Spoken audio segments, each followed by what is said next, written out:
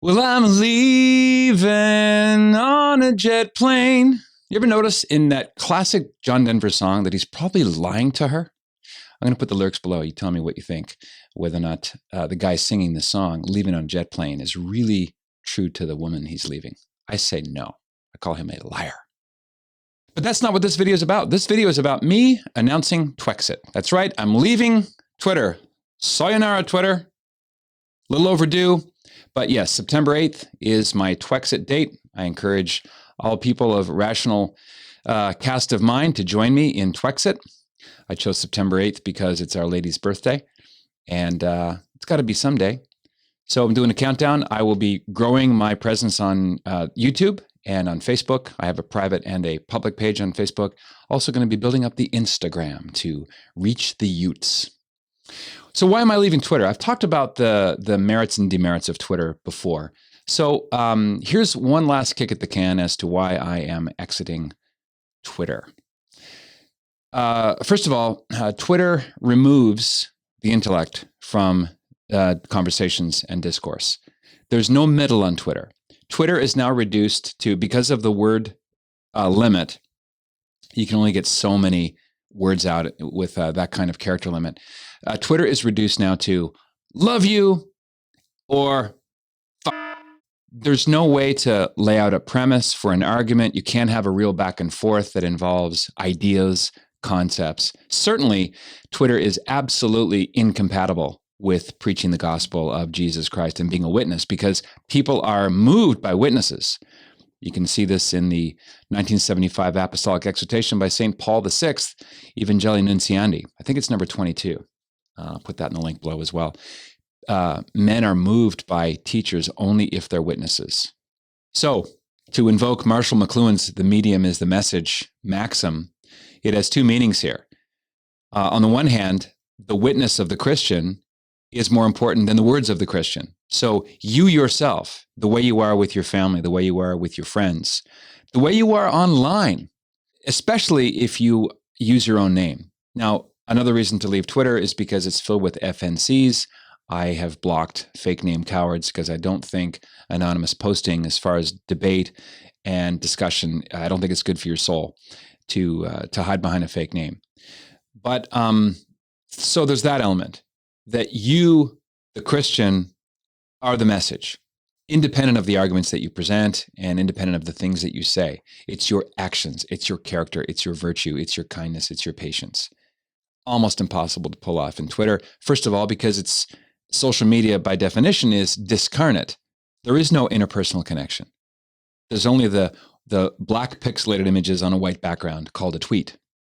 And the second application of the medium is the message is that Twitter itself, not the content of Twitter, but the medium itself, the platform, is absolutely opposed to logos. It removes the user's ability to articulate an idea, and you're only left with the toxic extremes. So it's anti-Christian in itself. That's my claim. Now, I know some people have met folks on Twitter and they've tweeted out celebrities or they've connected to new people, and that's great. Then you just stay in Twitter. I am Twexiting Twitter. Every time I go back to Twitter, I feel like I'm scrolling through satanic scriptures. You can find so much vitriolic sarcasm, rage, boiling over emotions, or on the other hand, absolute hero worship and egomania everywhere. And I'm preaching to myself. I have fallen into this of replying to a really stupid tweet with a retweet and a comment that's snark bedripped, just so I can, or in addition to being able to see people's likes. Oh, people like me. Oh, they affirm that I'm accomplishing something. What am I accomplishing? I'm only installing my ego where it doesn't belong. And once my ego gets involved, everything's ruined, and this is why I can't have nice things. So Twitter feeds egomania, and it's deliberately designed to be addictive in nature. You are waiting for those likes. You're waiting for the next battle. There's a funny cartoon from a couple of years ago. It's a wife calling to her husband saying, "Come on, honey, come on, it's late." And the husband is saying to her, "No, someone is wrong on the internet." So I watched with some interest and glee watching Tim Pool speak with Jack Dorsey and his his attorney, the woman in charge of banning and suspending on Twitter. Vijaya Gade, I think her name is, but I'm probably going to be called a racist because I may have mispronounced her name. But they were on the Joe Rogan podcast, and I'll put the link below, and you can watch for yourself. They were in way over their heads. Tim Pool, respect him. He just ate them for breakfast. He just owned them moment after moment after moment. They kind of burbled their way through distractions and denials and deflections. They lie about shadow banning. Twitter definitely shadow bans. If you're a practicing Catholic and you touch one of the third rails of our media oligarch elites, you're going to be shadow banned, meaning they'll take away portions of your audience. I lost half mine last year in 1 second. Half my audience disappeared. They will not allow retweets of some of your content. So the joke's kind of on you. If you have a large following, let's say you have more than 5,000 people following you, and you're only getting a small handful of tweets, retweets, and notifications, that means no one's reading your stuff. The joke's on you.